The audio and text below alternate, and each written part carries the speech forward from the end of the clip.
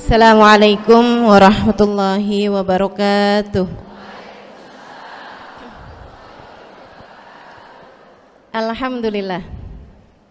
Wassalatu wassalamu ala Rasulillah Muhammad ibn Abdillah wa ala alihi wa sahbihi wa man walah. Subhanaka la ilma lana illa ma 'allamtana innaka antal alimul hakim. Rabbi shrah li sadri wa yassir li amri wahlul 'uqdatan min lisani yafqahu qawli. Amma ba'du. Alhamdulillah, ibu-ibu sekalian saya muliakan, hadiah indah di mana Allah mengizinkan kepada kita untuk menghadapnya. Bukan main. Siapa kita ini sampai diizinkan Allah untuk bolak-balik menghadap kepada Allah Subhanahu wa taala dalam salat-salat kita. Saya pernah dengar dari para guru-guru kami, guru-guru saya. Mereka mengatakan di saat orang salat, di saat kamu salat, di saat saya salat, bukan hanya karena saya mau salat, kamu mau sholat, akan tetapi karena kamu dianggap mulia di mata Allah, sehingga Allah izinkan dirimu untuk menghadap padanya. Ketika saya sholat, bukan hanya karena saya mau sholat, akan tetapi karena saya punya nilai di mata Allah, sehingga Allah izinkan kepada saya untuk menghadap padanya. Sebaliknya, ketika kamu tidak mau sholat, bukan hanya karena kamu tidak mau sholat, akan tetapi karena kamu sudah jatuh dalam pandangan Allah, terhina dalam pandangan Allah, sehingga Allah tidak lagi mengizinkan kepadamu untuk menghadap kepadanya. Ketika seseorang tidak sholat, bukan hanya karena dia tidak mau sholat, akan tetapi karena ia sudah tidak lagi bernilai di mata Allah, sehingga Allah tidak izinkan dia untuk menghadap padanya. Teman-teman, saudariku sekalian yang saya muliakan, kalau bicara tentang sholat nih teman-teman, ada 4 tingkatan, ada 4 kelas untuk kamu melihat sholatmu sudah ada di kelas yang mana. Kalau saya boleh bilang kelas teratasnya nih kelas bisnis, oke lah ya. Kelas bawahnya lagi kelas atasnya kelas eksklusif ya, kelas eksekutif. Terus bawahnya lagi kelas bisnis, bawahnya lagi kelas, tapi ada 4 kelas, bawahnya lagi kelas gerbong. Nggak naik dalam kereta nih ya. Kelas yang paling bawah kita bahas nih, kelas gerbong nih. Kayaknya naik di atasnya nih ya, gerbongnya. Teman-teman sekalian, orang yang di saat mengerjakan sholat, dia kerjakan juga, tapi merasanya sebagai beban. Ya ampun, udah maghrib aja, baru juga asar. Ya ampun, males banget dah. Ini gak ada rusuh nih, kita kan lagi jalan-jalan nih, kita kan lagi belanja nih di Tanah Abang. Itu jamaah aja gimana sholatnya. Nah ini orang-orang yang menganggap sholatnya sebagai beban, malas kalau disuruh sholat, terutamanya subuh. Terutamanya sholat subuh. Ini Allah ceritakan orang-orang yang seperti ini adalah kelompoknya orang munafik. Na'udzubillah. Alladzina idza qamu ila sholati qamu kusala. Orang-orang yang kalau disuruh sholat bangun juga sih, tapi malas banget. Setan nih nemenin dia, kayak naroin batu di atas kepalanya, bikin dia berat mau ngerjain sholat. Kalau lagi tidur, ngipas-ngipasin matanya, bobo aja lagi. 5 menit lagi, 5 menit lagi, bangun-bangun udah siang. Pernah terjadi padamu?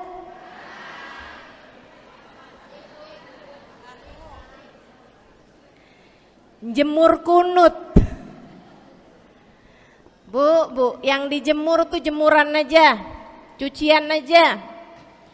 Jangan sampai jemur kunut. Kunutnya dijemur ya.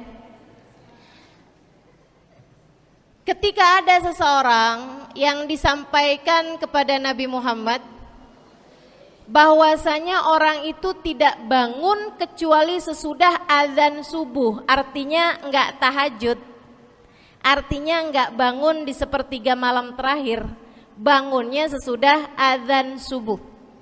Nabi mengatakan padanya tentang orang itu, Nabi bilang pada para sahabatnya, inna syaitan bala fi udhunih, itu adalah orang yang telinganya dikencingin sama setan. Pada pernah dikencingin setan? Kalau bangunnya habis adzan tuh dikencingin setan. Kalau bangunnya udah terbit matahari dikencingin siapa kira-kira? Insyaallah. Teman-teman saudariku sekalian yang saya muliakan, alladzina idza qamu ila sholati qamu kusala, malas bener kalau diajakin sholat, sampai sebagian sholatnya dikerjakan keluar dari waktunya. Yang seperti ini masuk dalam firman Allah Subhanahu wa taala, a'udzubillahi minasyaitonir rajim, fawailul lil musallin alladzina an salatihim sahun. Fawailul lil musallin alladzina hum an salatihim sahun. Celaka orang-orang yang sholat. Kenapa kok orang sholat celaka ya Allah? Sebab mereka an salatihim sahun, melalaikan sholat mereka. Apa maksudnya melalaikan? Imam Sayyidina Ibnu Abbas dalam salah satu tafsir beliau mengatakan, alladzina yuakhiruna an waqtiha au yuqaddimuha ila ghairi waqtiha. Orang-orang yang mengakhirkan sholat sampai keluar dari waktunya atau memajukannya sebelum waktunya. Mau pergi ke Tanah Abang nih, jam 11, ntar kita ribet nih urusan sholat duhur, dah sholatin sekarang aja. Ini orang-orang yang fawailul lil musallin. Bu, sesibuk apapun dirimu, jangan pernah ninggal sholat. Bu, lagi ngerjain perkara penting apapun kamu, jangan pernah mengakhirkan sholat. Jangan pernah mengeluarkan sholat dari waktunya. Kenapa gitu? Karena bu, sholat itu urusanmu sama Allah. Gak ada yang lebih penting daripada itu. Gak ada yang lebih penting daripada itu. Siapa yang mementingkan Allah, dia bakal dipentingin sama Allah. Siapa yang meremehkan sholatnya, berarti dia telah meremehkan Allah. Siapa yang meremehkan Allah, dia akan diremehkan oleh Allah. Na'udzubillah min dzalik. Buat adik-adik jomblo, jangan pernah mau kawin sama orang yang gak sholat. Biarpun kamu udah nunggu cukup lama, kalau ada yang lamar kamu dan dia gak sholat, jangan mau bu. Dek,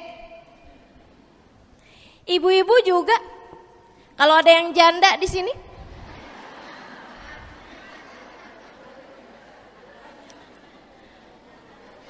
terus ada yang lamar kamu, walaupun di garasinya ada kijang,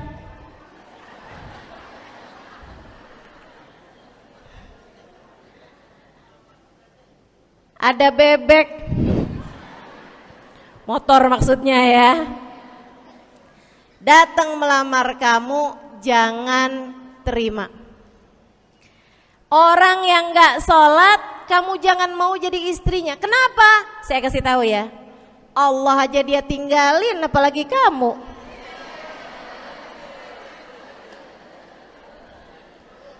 Allah aja dia tinggalin. Siapa yang tidak berguna baginya peringatan Allah, maka tidak akan berguna baginya peringatan dari siapapun.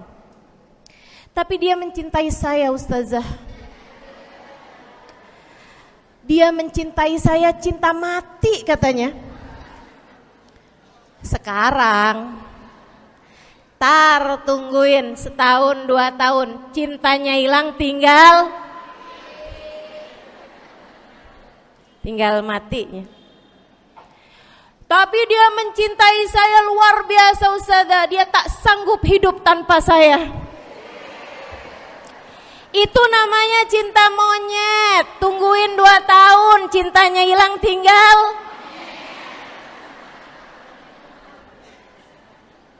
Jangan temenan sama orang gak sholat. Dia telah jatuh di mata Allah. Maka kita pun belajar buat jadi orang-orang yang terus mendaki, terus meraih rahmatnya Allah, terus belajar buat jadi salah satu orang yang dipandang dengan rahmat oleh Allah Subhanahu wa taala. Salah satunya dengan cara kita memuliakan sholat. Kita menjaga sholat. Jagain sholatnya. Jangan masuk kelompok orang yang tadi itu sholatnya menjadi beban. Ini kelompok paling bawah nih. Naik ke kelas ekonomi. Tadi begitu ya? Kelas ekonomi, orang-orang yang sholatnya menjadi sebuah kewajiban. Dia kerjain, dia tahu itu wajib, dia gak akan tinggalin. Tapi sama halnya dengan kewajiban-kewajiban yang lain. Kita nih kalau mikirnya kewajiban, Bu, kalau gak diwajibin lagi seneng. Betul gak? Masih ada kayak beratnya gitu ngerjain sholat. Orang yang sholatnya dianggap sebagai kewajiban. Kayak anak-anak sekolah tuh, wajib pakai seragam, wajib ngerjain PR. Kalau 1 hari, besok enggak wajib pakai seragam. Ada gak ya pakai seragam? Gak ada. Gak ada yang besoknya dipakai seragam. Terus tanyain, kenapa kamu tetap pakai seragam? Abisnya saya suka sama seragamnya. Gak ada. Karena mereka menganggap pakai seragamnya adalah kewajiban. Sekolahnya sebagai kewajiban. Jadi giliran besok libur anak-anak, hore gitu. Ada orang-orang yang sholatnya dianggap sebagai kewajiban. Nggak ada yang nambah kalau kewajiban tuh. Sholat sunnah boro-boro, sholat wajib aja kalau bisa dibikin sesingkat mungkin akan dilaksanakan dengan cara yang sesingkat-singkatnya.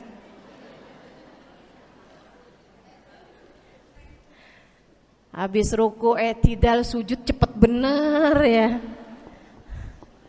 Malaikat raqib sama malaikat atid nih udah tahu aja kalau dia sholat. Habis ghairil maghdubi alaihim waladdallin. Malaikat atid bilang sama malaikat raqib, kulhu, catat kulhu udah pasti.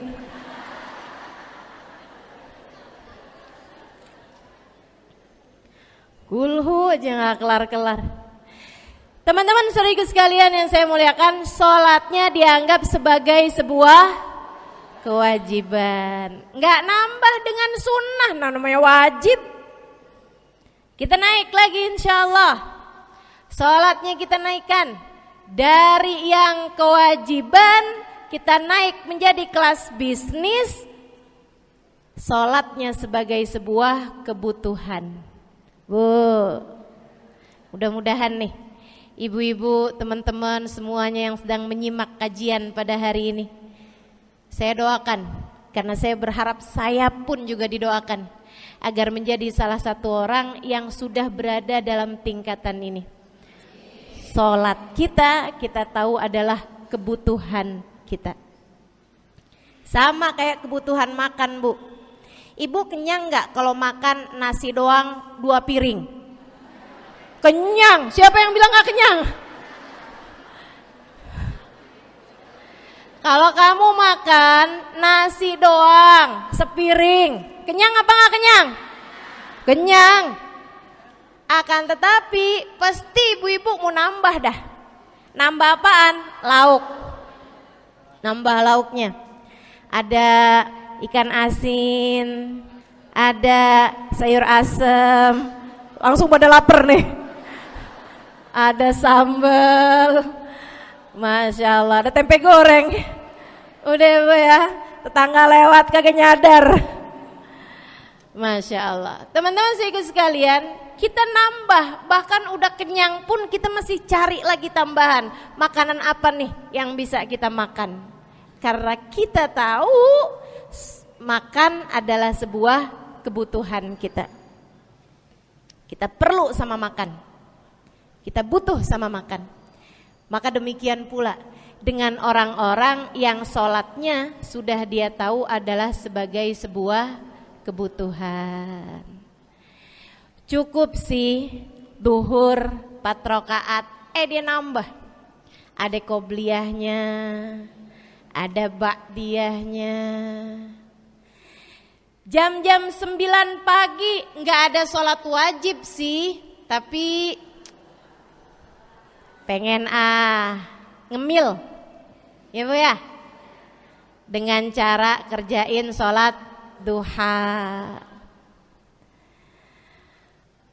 Malam-malam abisnya isya, ampun mau tidur, ingat katanya Nabi, pesannya kepada Sayyidina Abu Hurairah, wasani habibi, kata Abu Hurairah, an utir qabla an anam. Kekasih saya Nabi besar Muhammad, kata Abu Hurairah, kasih pesan pada saya untuk jangan tidur sebelum sholat witir. Jadi habis kelar sholat isya langsung sambung sama witirnya. Dia tahu sholatnya adalah sebagai sebuah kebutuhan. Kebutuhan. Saya butuh untuk sholat karena saya butuh kepada Allah.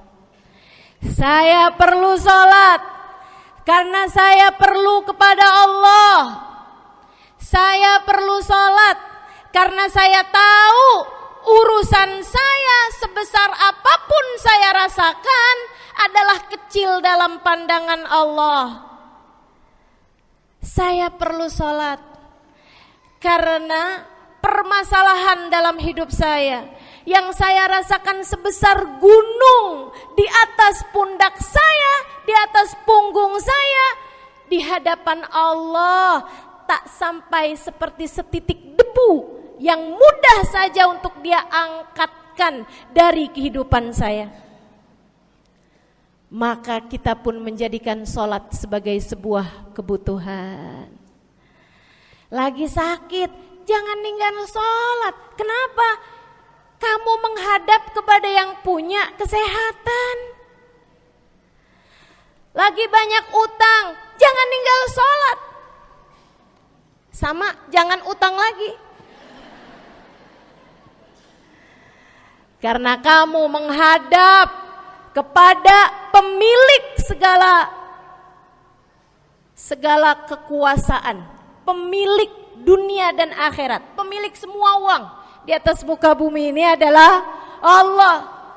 Makanya Habib Ali Habsyi, penulis kitab Maulid Simtud Duror, yang tadi ibu-ibu baca, maulidnya, beliau pernah bilang, ada dalam salah satu diwan beliau, diwan tuh syair-syair beliau itu ya. Ali idza kad marid syafahu fi'lus shalah la'alla syirrus sifa fi wad'i tilkal jibah. Kata beliau, Ali nih kalau lagi sakit, ini Habib Ali ya, beliau tuh padahal punya amal ibadah sangat banyak, tapi Habib Ali bilang, Ali idza qad marid syafahu fi'lus shalah. Ali nih kalau lagi sakit, sembuhnya sama sholat. Sembuhnya sama sholat. La'alla sirrus sifa, Rasa-rasanya memang Allah letakkan rahasia kesembuhan ada pada fi wad'i tilkal jibah, terletakkannya jabhah kita, dahi kita di tempat sujud. Di sana semua permasalahan-permasalahan dalam hidupmu menjadi ringan.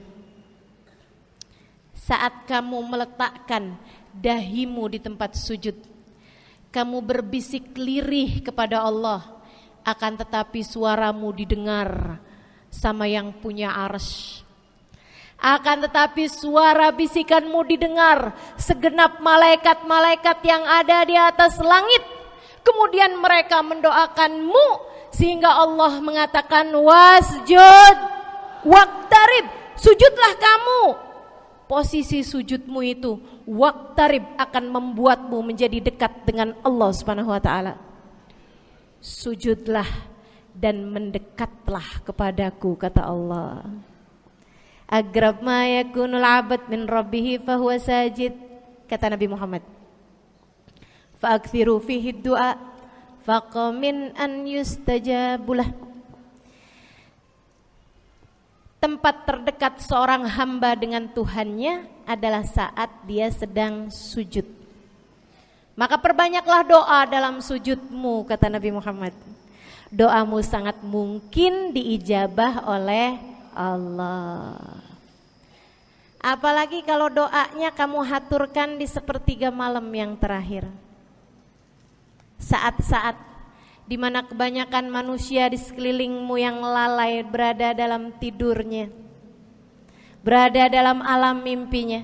Para ulama tuh sampai bilang, Bu, dari kehususannya sepertiga malam yang terakhir, orang yang ngerjain maksiat aja sepertiga malam yang terakhir tuh tidur. Ibu gak pernah tahu orang-orang pulang diskotik jam berapa? Gak tahu ya, sama.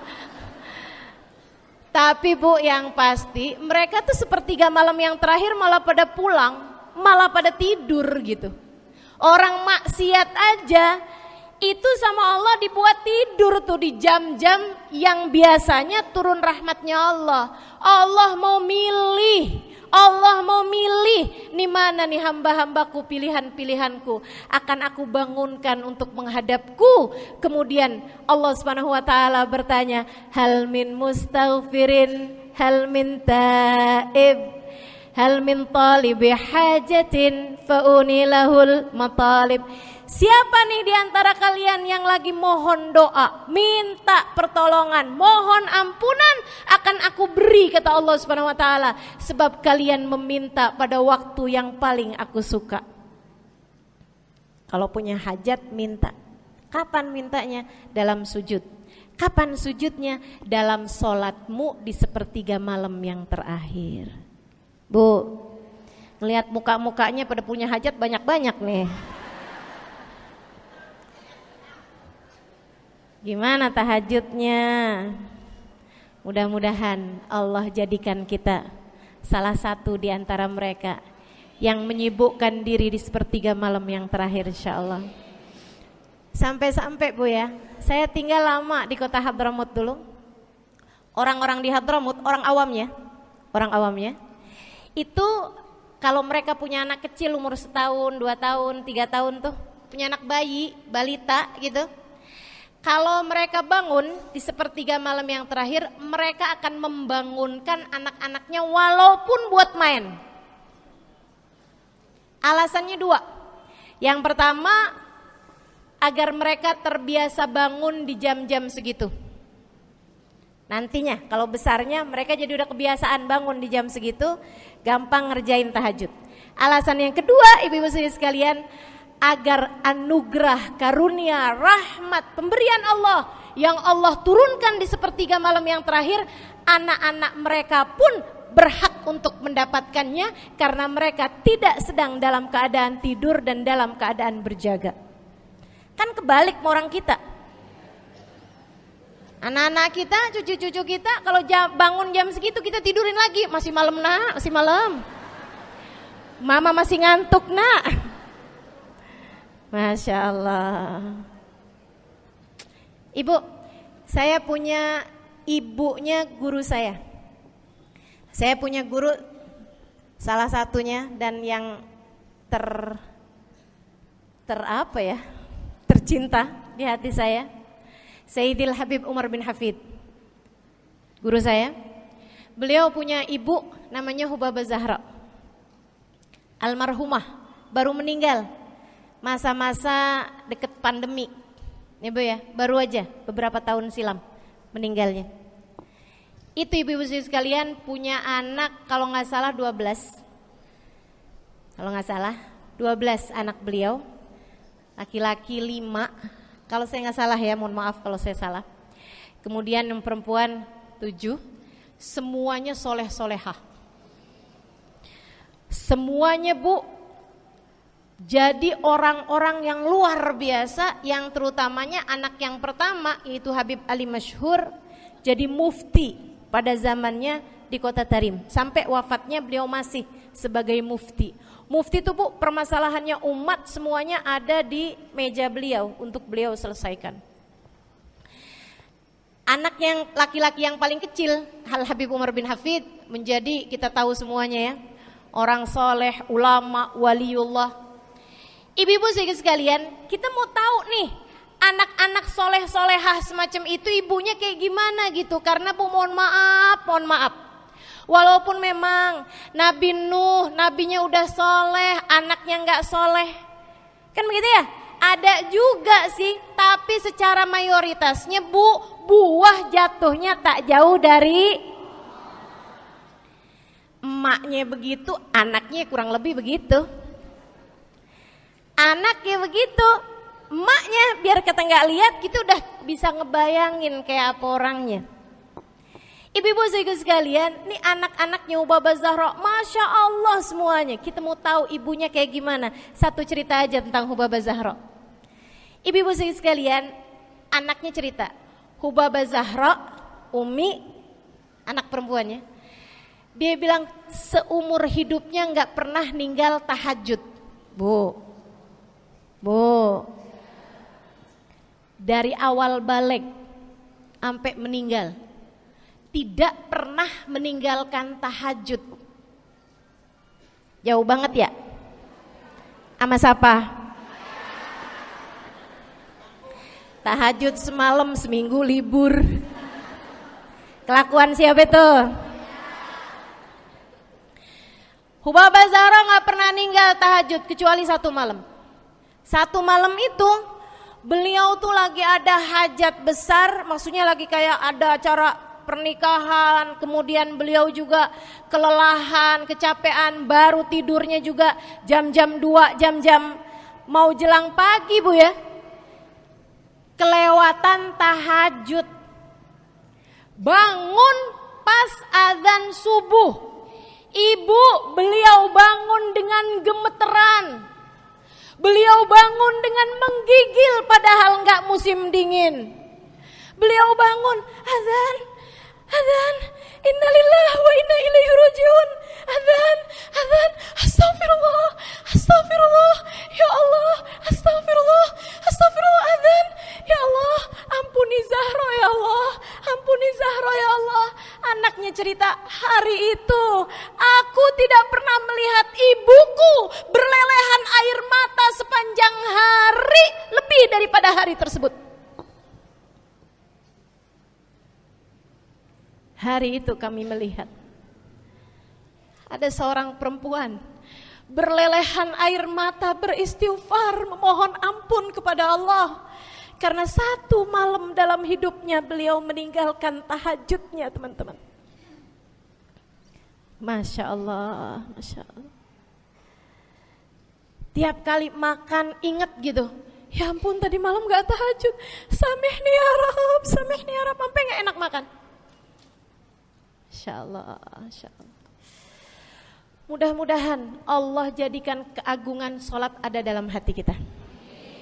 Sholat kita jadi kebutuhan. Insya naik tingkat eksekutif, teman-teman.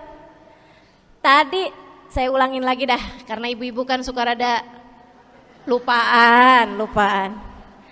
Kelas yang paling bawah, kelas apa tadi? Gerbong. menjadikan sholatnya sebagai beban. Kelas berikutnya menjadikan sholat sebagai kewajiban. Naik lagi menjadikan sholat sebagai kebutuhan. Tingkat terakhirnya ada hamba-hamba tercinta di sisi Allah yang menjadikan sholat mereka sebagai sebuah hiburan dalam hidupnya, hobi dalam hidupnya. Diawali, dicontohkan oleh baginda kita Nabi besar Muhammad yang mengatakan dalam hadis sahihnya, wa ju'ilat qurratu aini fis shalah, wa ju'ilat qurratu aini fis shalah. Dijadikan, kata Nabi Muhammad, Allah telah menjadikan, dijadikan li untukku qurrat aini, kesenanganku dalam kehidupan, kebahagiaanku ada pada, hobiku ada pada as-shalah, salat. Nabi itu orang yang kesenangan beliau, hobi beliau adalah salat. Kana idza faz'ahu amrun aladha ila shalah. Kata para sahabat meriwayatkan, Nabi kalau lagi dengar kabar-kabar yang gak enak segera menuju kepada sholat. Nabi kalau udah ada kabar-kabar Rasul pasukan kita terkalahkan di medan peperangan, Nabi ngelihat Bilal. Kemudian Nabi Muhammad nanya, udah dekat waktu sholat Bilal? Sebentar lagi Rasul, arihni bihaya Bilal, arihni bihaya Bilal. Yuk Bilal, santaikan diri saya Bilal, tolong hibur diri saya Bilal. Segera azan dan kita akan sholat bersama-sama wahai Bilal. Kesenangan beliau, hobi beliau dalam sholat, dalam hidup adalah sholat. Teman-teman saya sekalian, bukan hanya Nabi Muhammad, tapi para sahabat-sahabat Nabi Muhammad, tapi para tabi'in, para tabi'it tabi'in. Saudaraku sekalian saya muliakan, Sayyidina Umar bin Khattab alaihi ridwanullah, kana idza ja'ahu hal, apabila beliau dalam keadaan hatinya lagi khusyuk, hatinya lagi nyambung banget sama Allah Subhanahu wa taala, kalau mau salat sunnah manggil orang. Beliau salat dalam masjid, ada orang mau salat sunnah, ada orang lagi baca Quran dipanggil sama beliau. Kamu saya bayar ya.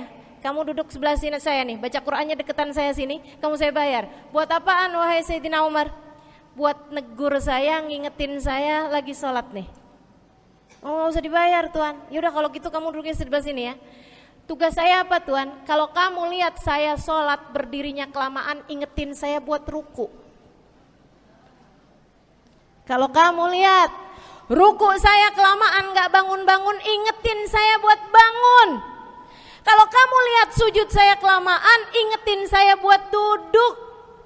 Karena saya sekarang ini kalau lagi berdiri baca Al-Quran lupa buat ruku. Dari nikmatnya bacaan Quran beliau. Baik Tuan, sholat, baca Fatihah, habis itu baca Quran, surat Al-Quran, dapat selesai satu kok masih enak, baca lagi, masih enak lagi, baca lagi. Yang sebelah beneran nih gak ruku-ruku. Beliau berdiri kemudian bilang, Tuan ruku. Gak kedengeran.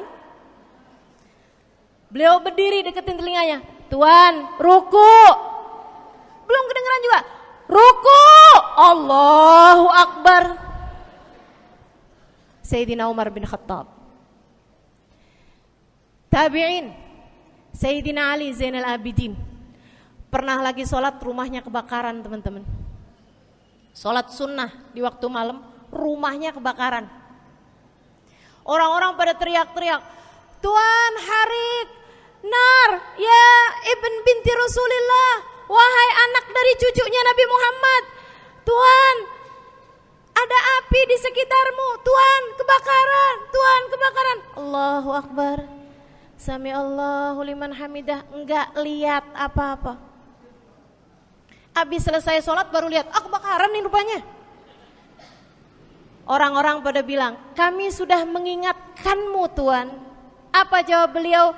Al-hadni an-narul kubro.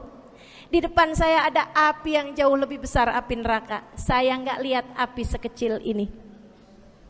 Masya Allah. Saudaraku sekalian yang saya muliakan, para ulama Allah Subhanahu wa taala. Terakhir saya mau ceritakan Sayyidil Habib Abu Bakar As-Sakran, penulis Wirid Sakran. Kalau teman-teman pernah tahu, beliau saudaraku sekalian saya muliakan dapat julukan As-Sakran, orang yang mabuk. Karena mabuk kepada Allah Subhanahu wa taala. Beliau pernah satu waktu kena penyakit di punggungnya. Beliau kemudian tanya sama dokter, kata dokter, "Wah, ini nih penyakit mesti diangkat, mesti dioperasi." Ya udahlah, operasiin saya. Disuguhin 1 gelas khamr di waktu yang telah ditetapkan untuk jadi waktu operasi. Apa ini? Khamr, minuman keras. Zaman itu belum ada obat bius. Dia bilang, "Ini buat apa?" "Khamr ini tuan, minuman keras ya, agar engkau nggak sadar. Jadi enak gitu kita ngoperasinya."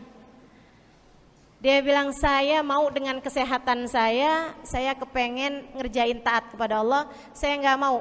Saya dapetin kesehatan saya dengan cara mengerjakan yang diharamkan Allah, yaitu minuman keras. Saya nggak perlu ini." "Waduh, kalau gitu nggak bisa dioperasi tuan." "Kenapa soalnya?" "Ya nanti kan kesakitan, nanti susah operasinya gitu." "Oh gampang, kalau kalian pengen bikin saya nggak sadar nggak perlu minuman keras." "Terus gimana?" "Operasikan kalau saya sedang sholat." Maka mulailah dokter-dokter udah pada siap. Beliau lagi sholat sunnah ya bu ya, Allahu Akbar gitu. Mulai dokter buka baju belakangnya, mulai bu digunting kulitnya, digergaji tulangnya. Beliau bu mukanya meringis saja enggak. Beliau ruku, dokternya ikutan nungging. Beliau sujud, dokternya ikutan menunduk juga. Beliau sholat nikmat banget. Sampai beliau selesai dari sholat, beliau nanya sama dokter-dokternya, "Kenapa gak nurut tadi tuh waktu saya sholat mestinya operasi?" Kata dokter, "Udah selesai bib dari tadi." Masya Allah. Radiyallahu ta'ala anhum wardahum. Ini bukan kelas-kelas kita, saya cuma ceritain aja sama ibu-ibu. Bukan berarti ibu-ibu nanti pas waktu sakit bilang sama dokter-dokter gak usah dibius. Beda hati bu, beda hati ibu ya, beda iman, beda semuanya kita sama mereka. Yang pasti, makanya saya kan yang ini gak doa nih. Pas yang kebutuhan tuh baru saya doa. Kenapa? Karena kayaknya tingkatan kita dah bu ya, mentok dah di sampai kebutuhan itu dah. Insya Allah, mudah-mudahan Allah jadikan kita orang yang menjaga salat insya Allah. Rabbi jalni muqimas salah wa min dzurriyyati amin. Rabbi jalni muqimas salah wa min dzurriyyati amin. Rabbi jalna muqimis salah wa min dzurriyyatina rabbana wa taqabbal du'a. Ala hadhihi niyyah bi kunniyah salihah ila hadratin nabi al-fatihah. Syaitanir rajim. Bismillahirrahmanirrahim. Alhamdulillahirabbil alamin. Ar-rahmanir-rahim. Maliki yaumiddin. Iyyaka na'budu wa iyyaka nasta'in. Ihdinas siratal mustaqim, siratal ladzina an'amta 'alaihim ghairil maghdubi 'alaihim waladdallin. Amin. Taqabbalallah minna wa minkum taqabbal ya karim. Kurang lebihnya mohon maaf. Mudah-mudahan ada manfaatnya. Billahi taufiq wal hidayah. Wal afu minkum. Assalamualaikum warahmatullahi wabarakatuh.